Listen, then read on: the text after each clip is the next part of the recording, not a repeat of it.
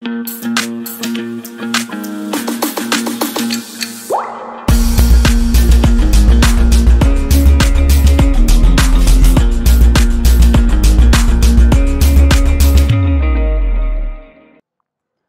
everyone, before moving forward, this is just a general announcement about the CSAT foundation course, which is starting from 1st of March, right? And the course is running at 70% discount. So please go and enroll for the course.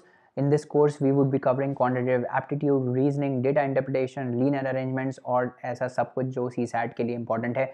हमने last year भी एक course launch किया था CSAT with PYQs, जिसके through हमने बच्चों को बहुत हेल्प किया था and they were able to do 50+ questions right in UPSC main prelims paper. So please go and register for the course, and with this course you are also getting that complimentary course free of cost. तो अगर आप इस course में enrol करते हैं then CSAT with PYQs वाला जो course है that you are getting for free, है ना.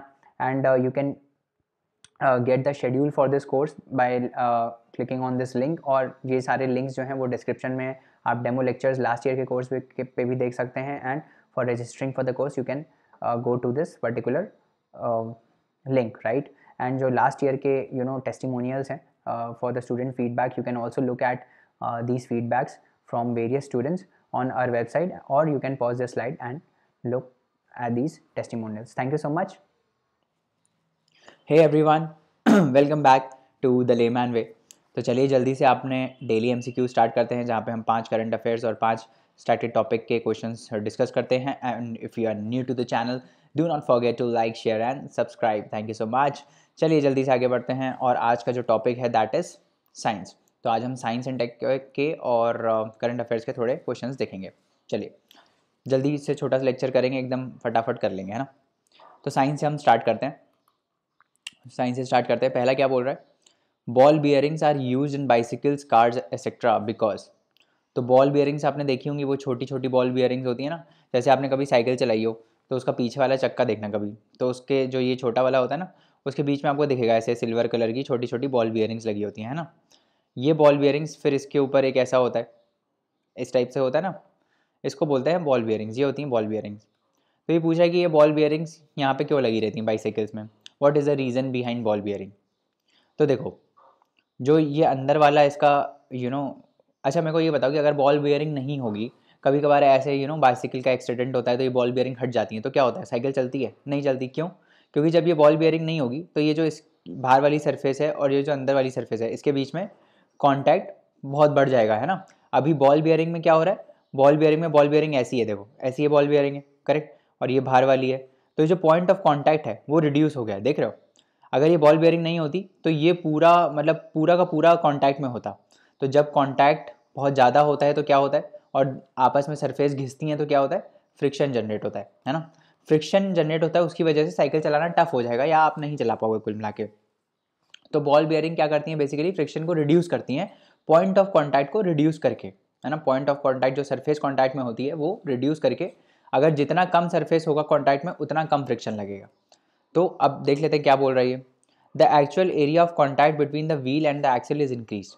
देखो, व्हील और एक्सल के बीच में जो कॉन्टैक्ट एरिया वो इंक्रीज़ नहीं होता. हमेशा कभी भी बॉल बियरिंग यूज़ हो रही है तो उसका पर्पस यही होता है कि जो कॉन्टैक्ट एरिया है उसको कम करना. पहले इतना पूरा एरिया कॉन्टैक्ट में होता था, बट अभी बॉल बियरिंग यूज़ करने के बाद कम है ना. तो ये इंक्रीज़ तो नहीं होगा, इंक्रीज़ गलत है. जहाँ पे भी इंक्रीज़ है वो हटा दो. Effective area of contact between the wheel and, ये भी इंक्रीज़ गलत है. The effective area of contact between the wheel and the axle is reduce. तो दिस इज करेक्ट, बिकॉज ये जो कॉन्टैक्ट एरिया है ये रिड्यूस हो जाता है, correct. So the answer is C. आगे बढ़ते हैं. आजकल देखो, पिछले साल यूपीएससी ने इस टाइप के क्वेश्चन पूछे थे ना, वो लिड वाला पूछ लिया था. तो उस टाइप से भी क्वेश्चंस हमको करने हैं, उस टाइप से भी हम प्रिपेयर्ड रहें अपने हिसाब से. सिंस हमारे पास टाइम है, रोज़ के 5 करते हैं तो एक आध दो हम ऐसे डिस्कस कर सकते हैं. The clouds float in the atmosphere because of their low. दी है टेम्परेचर, वेलोसिटी, प्रेशर, डेंसिटी. अब मान लो आप साइंस के स्टूडेंट नहीं हो और आपको ये करना है, तो कैसे करोगे. तो आपने देखा होगा कि पानी में, इतना तो सबको पता होता है कि पानी में वो कुछ भी आप जैसे प्लास्टिक का डालो तो वो तैरता है ना. प्लास्टिक का डालो तो तैरेगा, शिप भी तैरता है, करेक्ट. तो ये सब क्यों तैरते हैं, ये सब बेसिक साइंस है ना, ये सब तो पता होना चाहिए. कोई भी चीज़ मान लो पानी में तैरेगी कब, जब उसकी डेंसिटी जो है, और जो यहाँ जो वाटर की डेंसिटी है, मतलब उसकी डेंसिटी वाटर से कम होगी. अगर शिप की डेंसिटी वाटर से ज़्यादा हो जाएगी तो शिप डूब जाती है। ऐसे ही आयरन नेल होता है, आयरन नेल को कभी आप पानी में डुबा के देखो तो वो डूब जाता है ना, जबकि शिप तो नहीं डूबती है। क्यों? क्योंकि शिप की डेंसिटी जो है वो कम होती है वाटर के कंपैरिजन में, जितना वो वाटर डिस्प्लेस करती है। इस कंसेप्ट को हम बोलते हैं बोयेंसी। इस कंसेप्ट को हम क्या बोलते हैं? बोयेंसी। और आयरन नेल की डेंसिटी ज़्यादा होती है। अब क्लाउड्स जो है, अब सिमिलर ये भी इसी टाइप का ही सिस्टम है। यहाँ पे भी क्लाउड्स क्यों फ्लोट करेंगे? क्योंकि उसकी डेंसिटी कम होगी। कोई भी चीज़ किसी दूसरी के ऊपर फ्लोट तभी करती है जब उसकी पहले वाली की डेंसिटी जो फ्लोट कर रही है उसकी डेंसिटी लो हो।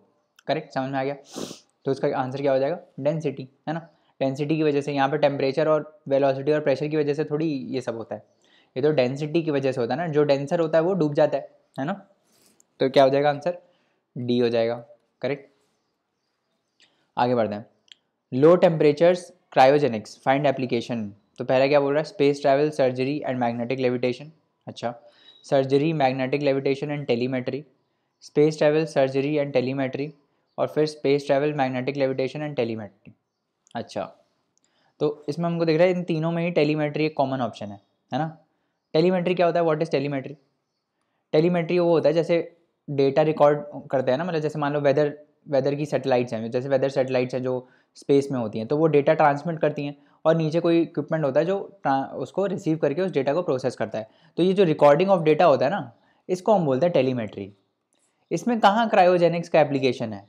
लो टेम्परेचर्स का इसमें क्या एप्लीकेशन है? कोई एप्लीकेशन नहीं है। डेटा रिकॉर्डिंग में, ऑटोमेटिक डेटा रिकॉर्डिंग में इसका कोई एप्लीकेशन है नहीं। ये तो एक कम्युनिकेशन टाइप की चीज़ है ना। इसमें थोड़ी कोई क्रायोजेनिक का एप्लीकेशन है। स्पेस में है क्योंकि इंजन्स जो होते हैं उसमें यूज़ होता है ना। जैसे जो GSLV Mark 3 है अपना, उसमें थर्ड स्टेज क्रायोजेनिक स्टेज है ना।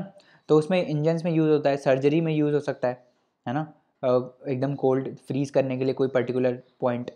मैग्नेटिक लेविटेशन बेसिकली वो होता है जिसमें वो इलॉन मस्क का, आपने वो हाइपर लूप वाला कंसेप्ट पढ़ा होगा ना, जिसमें वो जो ट्रेन जो है वो मैग्नेट्स, इतने सारे इतना हाई इलेक्ट्रोमैग्नेटिज्म होता है अंदर कि जो ट्रेन है वो फ्लोट करती है और यहाँ से बेसिकली नीचे जो सरफेस होती है उससे कांटेक्ट में नहीं रहती है। इसको बोलते हैं मैग्नेटिक लेविटेशन। इसी कंसेप्ट पे बेस्ड है ये hyper loop.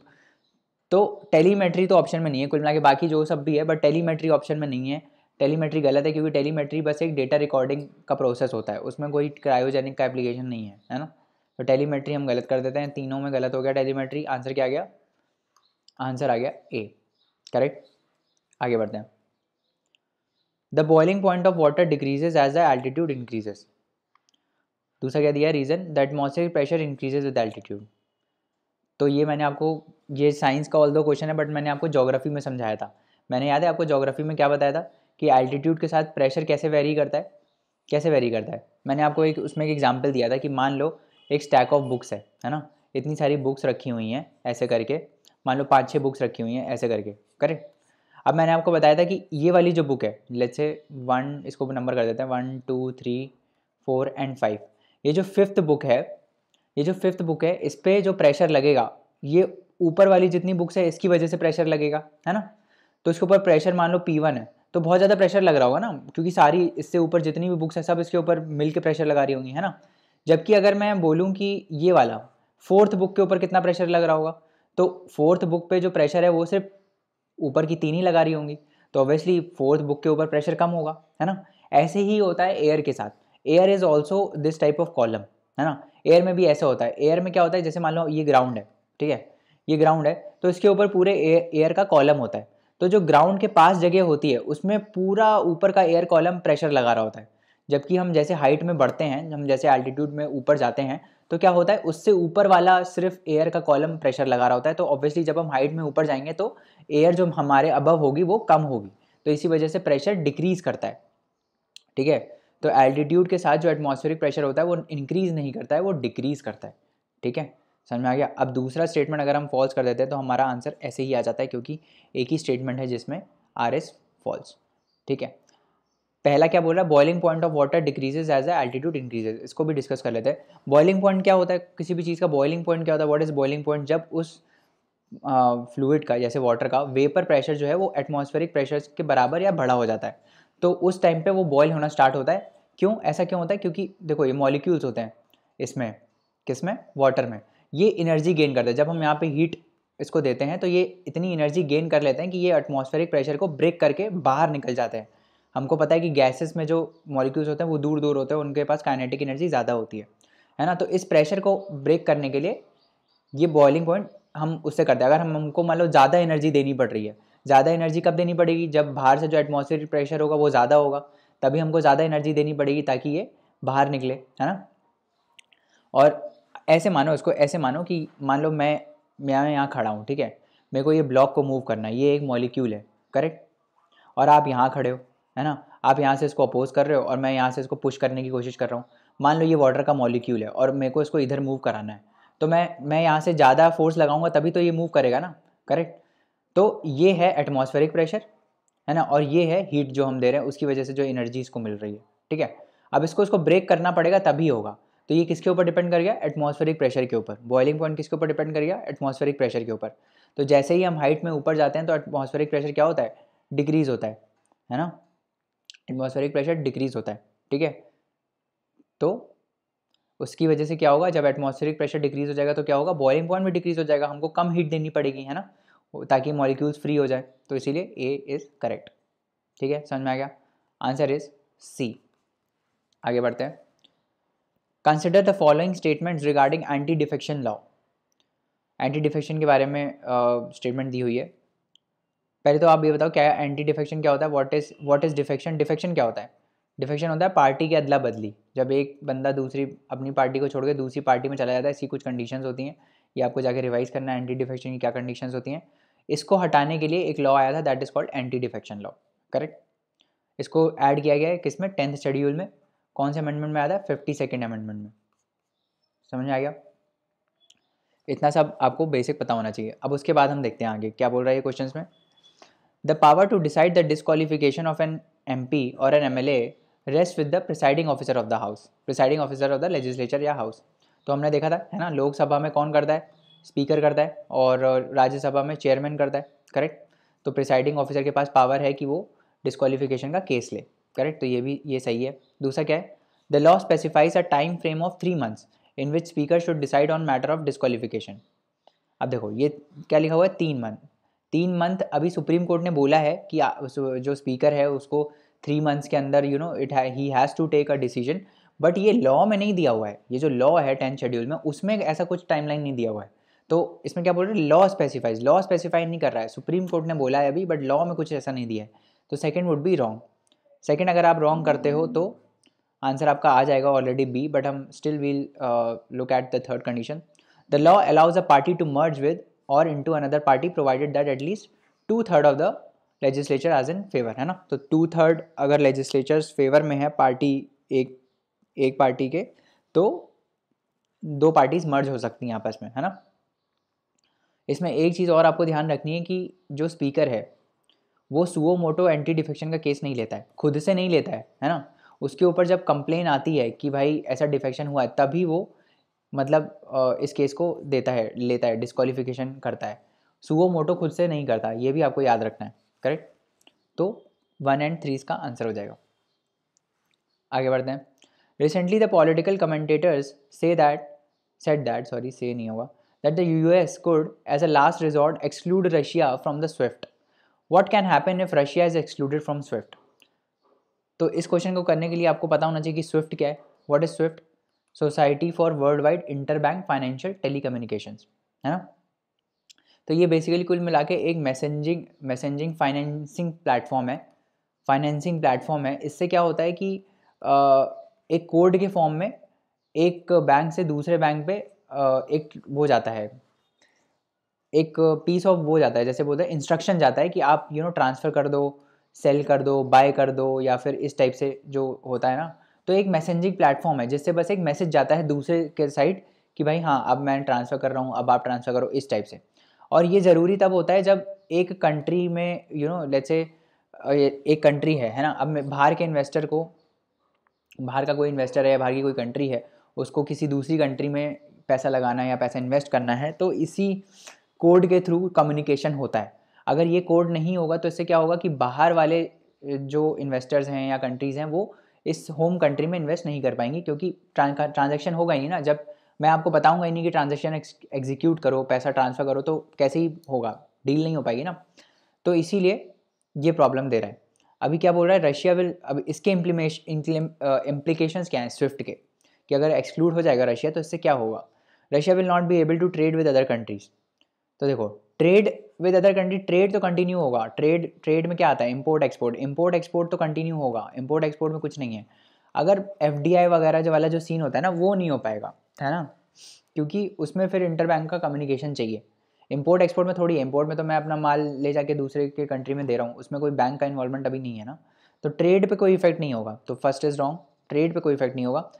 Countries trading with Russia will face sanctions from the US, ऐसा भी कुछ नहीं है ना, सैंक्शन वैंक्शन कुछ नहीं लग रहा है यूएस, मतलब सैंक्शंस कुछ नहीं लग रहे हैं।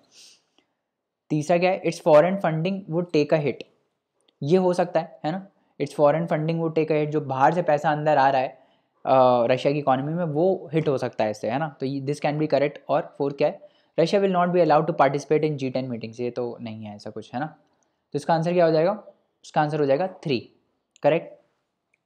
आगे बढ़ते हैं। Consider the following statements regarding international labour organisation और ILO। It became the first specialized agency of the United Nations in the year 1946।